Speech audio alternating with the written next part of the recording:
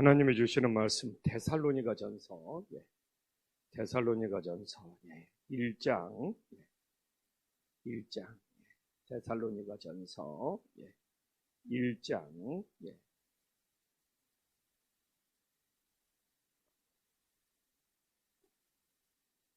데살로니가전서 1장 1절에서 2절 한 목소리로 하나님 앞에 봉독 올려드리겠습니다. 바울과 실로아노와 디모데는 하나님 아버지와 주 예수 그리스도 안에 있는 데살로니가의 교회에 편지하노니 은혜와 평강이 너희에게 있을지어다.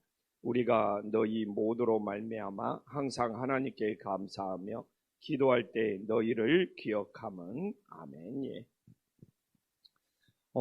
각 이 서신서마다 편지를 보내는 중요한 이유가 있겠죠. 제가 로마서는 구원론이다. 그 다음에 골로새에서는 예배에 대해서 아주 중요한 걸 가르쳐 준다. 에베소서는 정말 이 그리스도가 누군지를 가르쳐 준다. 또 이 교회론에 대해서 이야기를 해준다. 이런 이야기들을 나누는데 이 데살로니가를 전서를 보내는 이유는 뭘까요? 우리가 이렇게 3장, 4장, 5장으로 넘어가면 이유가 분명해집니다. 바로 이 종말론, 예수 그리스도의 재림에 대해서 이렇게 데살로니가 전서가 우리들에게 전해주고 있는 것을 알 수 있습니다. 그래서 이렇게 이 데살로니가 이 전후서를 보내는 것은 초대교회의 이 잘못된 종말론을 이게 바로잡고자 사도 바울이 서신을 보내고 있다는 것을 알 수 있습니다. 두 가지 문제였어요. 예수님의 재림이 가까이 오면 깨어서 기도하면서 준비해야 되는데 자신의 삶을 포기해버리는 거예요. 근데 오늘날도 그런 일이 일어나요. 예수님이 재림하니까 이제 직장 생활을 필요 뭐가 있냐, 가정 생활을 필요 뭐가 있냐, 세상의 삶을 다 포기해버리는 거예요. 자신의 삶을 등한시해버리는 거예요. 이런 문제에 대해서 데살로니가 전서에서 사도 바울이 잘 전해주고 있고, 또 하나는 이 영적인 혼란, 재림하기 전에 먼저 미리 죽은 사람들은 어떻게 되느냐. 그 사람들은 예수님 믿고 죽었는데 재림 전에, 지금도 어떻게 보면 재림 전에 다 죽고 있는 거거든요.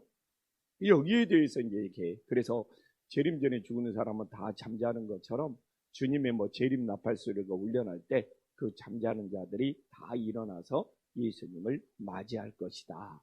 여기에 대해서 아주 중요한 메시지를 전해주고 있는 것이죠. 그래서 데살로니가 전서는 그 당시 이 주님의 재림에 대해서 혼란을 느끼는 것을 바로잡아주기 위해서 이 보냈던 소중한 서신이라는 것을 알고 그 베이스를 갖고 보면은 이 어떤 영적인 혼란을 겪고 있는지를 우리가 잘 알 수 있습니다.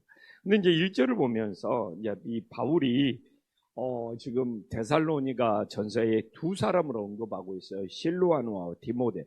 실로아노는 좀 이렇게 여기서는 길게 이름이 나왔는데 이 사도행전이나 다른 곳에 보면 실라로 나왔습니다. 이렇게 바울과 실라 하면 딱 생각나지 않습니까? 빌립보 전도할 때 정말 바울과 함께 이 빌립보 감옥에 갇혔던 사람이 실라죠. 그래서 참 이 실라가 이 사도 바울의 2차 선교 여행 때부터 동역자가 되어서 정말 사도 바울과 함께 같이 고난을 겪고 같이 아픔을 겪고 같이 눈물을 흘렸던 사람이 이렇게 바울과 실라, 이 실루아노라는 것을 우리들이 잘 알 수 있습니다.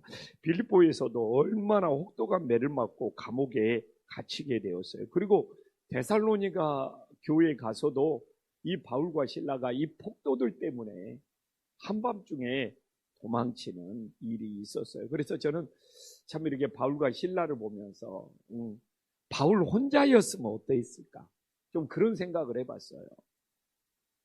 아니면 또 바울과 함께 있던 사람들이 이렇게 감옥에 갇혔다, 폭도들한테 죽을 고비를 넘기면서 한밤중에 도망쳤다, 이럴 때 정말 신라처럼 함께 감옥에 갇히고 함께 이렇게 매를 받고 또 이렇게 함께 한밤중에 이렇게 도망치고 이런 사람이 없었으면 어떻게 됐을까?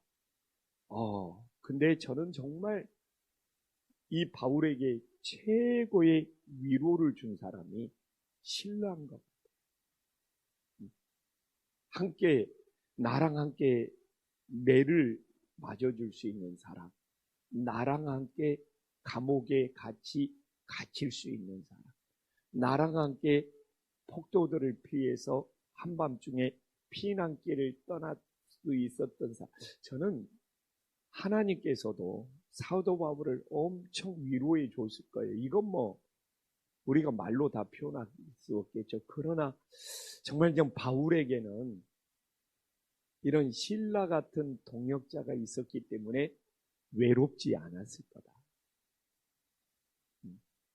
고독하지 않았을 거다.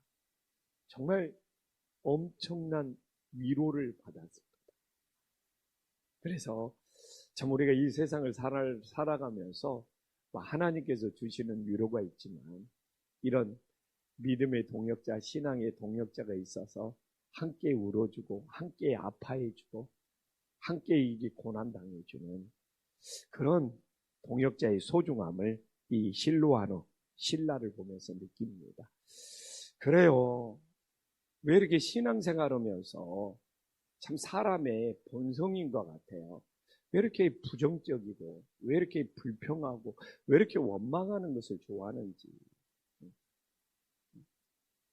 교회 사정을 다 알지도 못하면서 너무 쉽게 자기 생각으로 이렇게 판단하고 정죄하는 모습을 보면 좀 이렇게 안타까워요.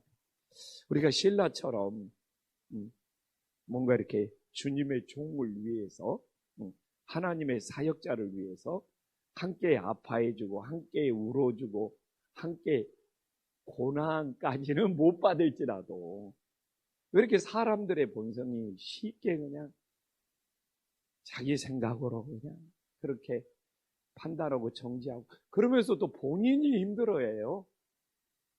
그런 걸 보면 참 안타까움을 금할 수가 없어요. 그래서 그래도 우리의 인생이 저는 그래 바울과 같은 종은 정말 기독교 역사 속에서 한번 나올까 말까 하지만 그래도 우리가 이게 실로아노, 신라처럼 정말 그분이 선교사든 누군가 이렇게 하나님의 귀한 일꾼이 있으면 함께 울어주고 함께 기도해주고 함께 아파해주고 또 뭔가 또 이렇게 있으면 사도 바울의 사정이 있겠지. 저 하나님의 종의 사정이 있겠지. 하나님의 일꾼의 사정이 있겠지. 그러면서 함께 아파해주고 기도해주는 참 그런 마음. 제가 정말 신라를 보면서 그런 삶도 값진 삶이지 않겠나요? 그래서 사도 바울이 참 실로아노 때문에 신라 때문에 엄청 위로를 받았을 것이다 라는 생각을 해요. 그리고 또 이렇게 보니까 제가 섬겼던 이중표 목사님이 생각나죠. 그래도 하나님 앞에 너무 감사해. 내가 이중표 목사님의 밑에서 이렇게 부교육자 생활을 10년 하면서 그래도 이중표 목사님이 댓글에 휘말려가지고 나는 그렇게 악플이 무서운지를 이중표 목사님 밑에 막 악플이 줄줄줄줄 이게 유명세를 타는 것이 꼭 좋은 건 아니더라고요. 그래서 제가 이중표 목사님의 악플에 시달리는 걸 보면서 제가 유명세가 꼭 좋은 건 아니구나. 근데 내가 그걸 느꼈어요. 왜 교인들이 그 악플에 그냥 그 악플이 맞는 것처럼 가십거리를 갖는 거야. 난도 그래서 이 대만에 가 있는 이강석 선교사님과 저와 함께 이중표 목사님 집에 찾아가서 그 악플 때문에 힘들어하는 그 이준표 목사님을 위로해줬던 기억이 있어요. 근데 악플의 진실 여부도 모르면서 너무나 많은 성도님들이 그 악플에 동조를 하는 거예요. 그래서 목회의 길이 이런 길인가? 또 이준표 목사님처럼 유명세를 타면 이런 근거도 없는 악플에 시달려야 되는가? 정말 많은 생각을 했고, 그래도 제가 이준표 목사님 집에 찾아가니까 목사님도 사람이더라고요. 막 위대한 종처럼 막 보였는데, 그때 내가 이준표 목사님도 정말 연약한 사람이구나. 얼마나 그 악플 때문에 힘들어하고 괴로워하고 잠도 못 주무시는 그런 모습을 보면서 목사님도 진짜 연약한 인간이네. 그러면서 아버지뻘 같은 그 목사님을 저야 물론 이강석 선교사님이랑 같이 가서 진짜 마음을 다해서 위로해 줬던 것이 지금도 기억에 나요. 만약 내가 그 악플과 동조하면서 같이 그래 그 악플처럼 어떻게 목사님이 그럴 수 있어, 같이 험담이나 비난을 했으면 솔직한 말로 지금도 후회가 납니다. 그런 기업들이 많아요. 아니 시골 교회에서 목사님을 쫓아내자고 19살짜리 저한테 세례교인이니까 교회 어르신들이 도장을 받으러 왔어요. 근데 제가 나는 이 도장을 못 찍겠다고, 목사님의 좋고 나쁘고를 떠나서 나는, 근데 지금도 그게 그렇게 감사해요.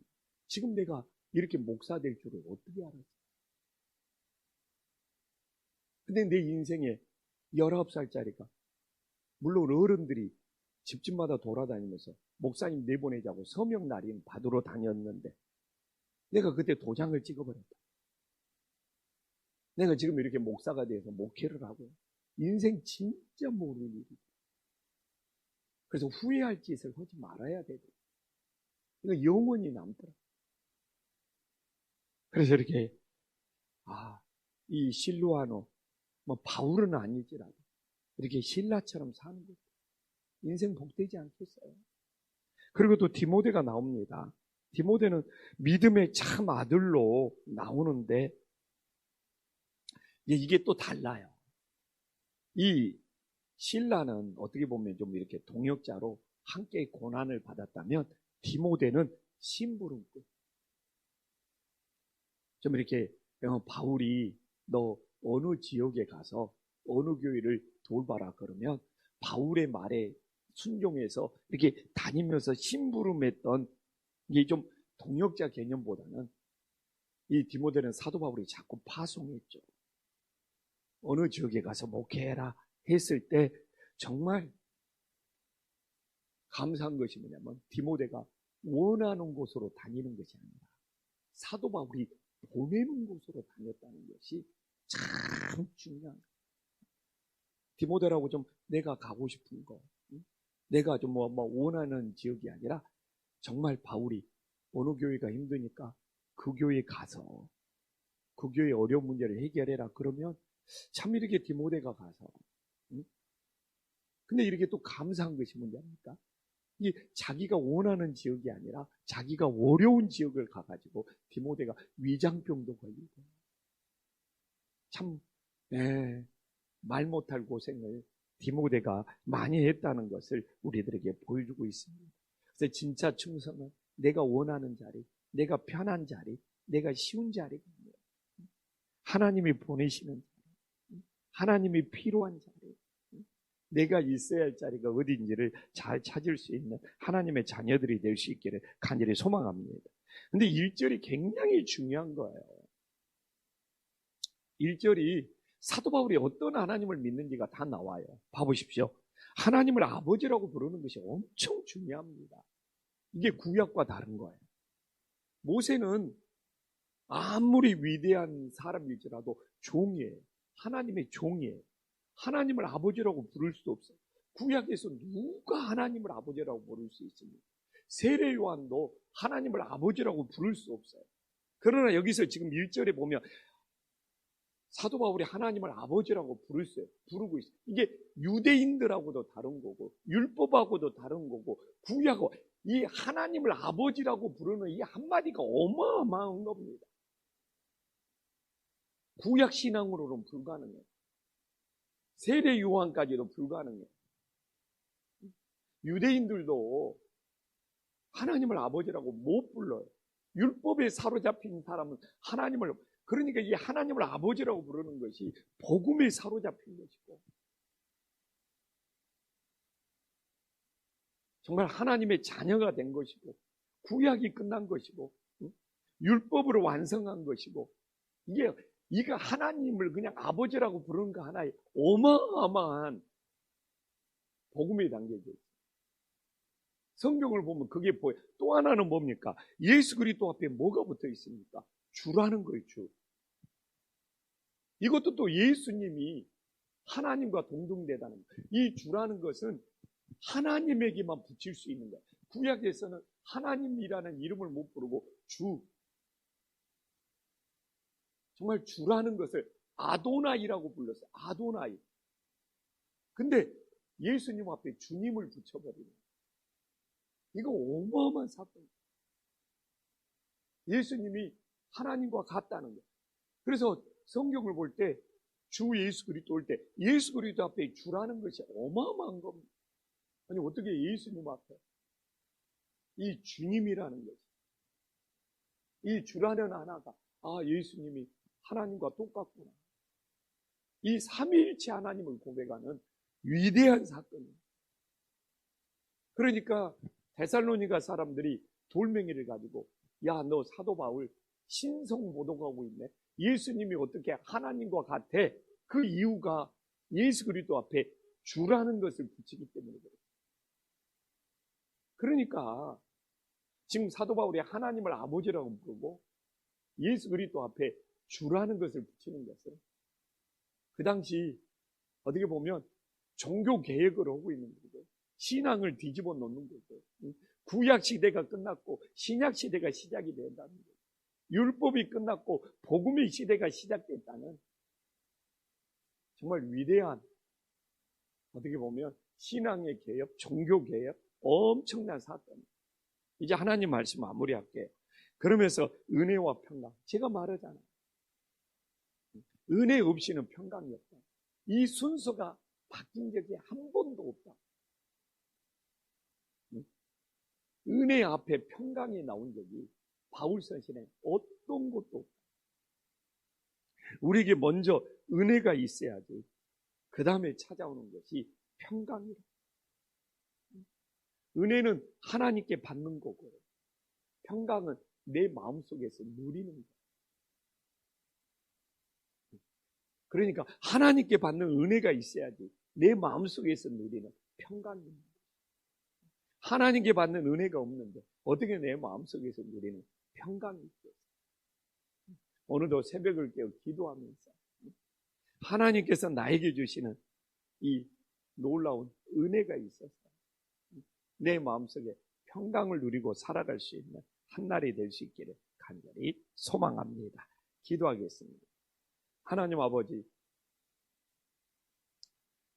정말 이 시대에 예수님이 재림하는 신앙이 흔들리지 않도록 도와주시옵소서. 주님, 바울이 그렇게 선교하면서 어려움을 많이 당했지만 그러나 실라와 같이 정말 함께 아파해주고 눈물을 흘리고 고난당하는 정말 동역자를 붙여주셔서 사도 바울을 위로해 주신 하나님의 놀라운 사랑이 있음을 믿습니다. 주님, 우리가 이 시대를 살아가면서 정말 교회에서 신앙생활하면서 정말 신라처럼 그래도 하나님의 교회와 함께 아파하고 함께 눈물을 흘리고 함께 기도하는 것이 그래도 하나님이 기뻐하는 삶이 됨을 깨닫게 하여 주시옵소서. 또한 사도 바울에게는 디모데가 있었습니다. 정말 이렇게 디모데는 자신이 원하는 자리가 아니라 자신이 편한 자리가 아니라 정말 주님이 보내시는 자리, 정말 주님이 원하는 자리, 정말 주님께서 있어야 할 자리에서 헌신하고 충성했다는 것을 깨닫게 하여 주시옵소서. 오늘날 우리들의 신앙이 너무 편한 것만 추구하는 것은 아닌지 돌아보게 하여 주시옵시고, 정말 디모데처럼 하나님이 원하는 자리가 있으면 정말 기꺼이 섬길 수 있는 믿음의 자녀들이 되게 하여 주시옵소서. 주님, 정말 우리가 하나님을 아버지라고 부를 수 있는 것이 얼마나 위대한 사건인지를 깨닫게 하여 주시옵시고, 정말 예수 그리스도가 키리오스 주님이 되십니다. 하나님과 동등됨을 믿게 하여 주시옵시고, 오늘도 새벽을 깨어 기도하면서 하늘에서 우리에게 주시는 은혜가 있어서 내 마음속에 평강을 누릴 수 있는 복된 한날이 되어지게 하여 주시옵소서. 예수님의 이름으로 기도 올리옵나이다. 아멘.